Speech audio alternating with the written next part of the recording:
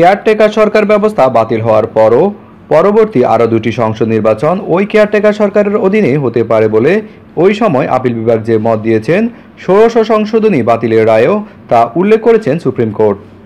ষোড়শ সংশোধনী রায় ১/১১ সম্পর্কে প্রধান বিচারপতি লিখেছেন, ২ বছরের জরুরি অবস্থা নামে সেনা সমর্থিত তত্ত্বাবধায়ক সরকার আমরা প্রত্যক্ষ করেছি, আর সেটা ঘটেছিল সেই সময়ের ক্ষমতাসীন রাজনৈতিক দলের দূরদর্শিতার অভাব এবং গণতন্ত্রকে প্রাতিষ্ঠানিকরণে তাদের অনীহার কারণে।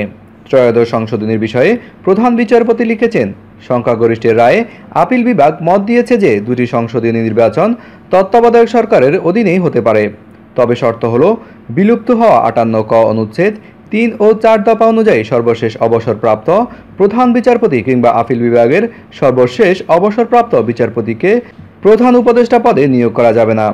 প্রধান বিচারপতির নিয়োগ প্রক্রিয়ায় রাজনীতিকরণ হতে পারে, এটিকে মাথায় রেখে আদালত উল্লিখিত নির্দেশনা দিয়েছিলেন। হাইকোর্টের রায়ের একটি অংশ তুলে ধরে প্রধান বিচারপতি বলেন, আমাদের অভিজ্ঞতা এটা দেখছে যে সংসদের একটি উল্লেখযোগ্য অংশের ফৌজদারি অপরাধের রেকর্ড রয়েছে, তারা দেওয়ানি মামলাগুলোর সঙ্গে সম্পৃক্ত।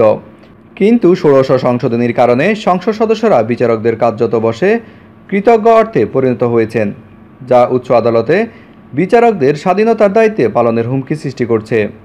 সংবাদপত্রের রিপোর্ট অনুযায়ী সংসদের ৭০% সদস্য ব্যবসায়ী।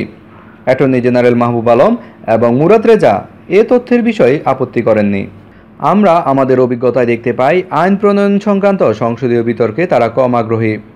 এর পরিণাম হলো আজকের দিনে সংসদে পাশ করা বেশিরভাগ আইন ত্রুটিযুক্ত, অসম্পূর্ণ এবং নিচু মানের আইন প্রণয়নে তাদের দায়িত্ব উত্তমরূপে পালনের চেয়ে সুপ্রিম কোর্টে বিচারকদের অপসারণের প্রক্রিয়ায় সম্পৃক্ত হতে তারা বেশি আগ্রহী হয়ে পড়ছেন। বিচারকদের অসদাচরণ ও অসামর্থ্যের বিচার করা আইন প্রণেতাদের কাজ নয়।